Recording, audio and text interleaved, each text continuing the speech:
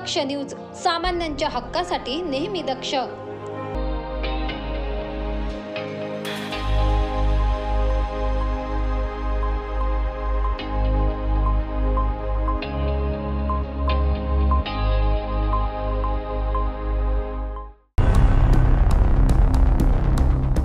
नाशिक जिल्ह्यातील इगतपुरीमधून एक धक्कादायक प्रकार समोर आलाय।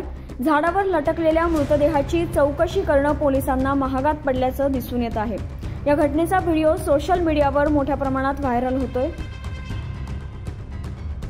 या व्हिडिओद्वारे आपण बघू शकताय हा जमाव पोलिसांचे कपडे फाडताना दिसतोय। झाडावर लटकलेल्या मृतदेहाची चौकशी करण्यासाठी इगतपुरी पोलीस स्थानकाचे कर्मचारी गेले असता कृष्णा गोडसे आणि रामदास जाधव यांचे कपडे फाडत त्यांना मारहाण करण्यात आली आहे। दरम्यान पोलिसांनी फाशी घेतल्याचा दावा केल्याने आदिवासी जमाव संतप्त झाल्याचं सांगण्यात येत आहे। 4 दिवसांपूर्वी आत्महत्येची घटना या ठिकाणी घडली होती।